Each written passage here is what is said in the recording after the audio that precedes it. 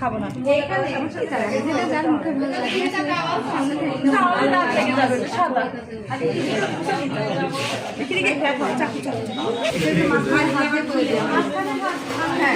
আঙ্গুল দিয়ে করে দিই দেখেন। আচ্ছা থাক থাক, নজর লাগবে না, আঙ্গুল দিয়ে করে নেবেন। নজর লাগবে না।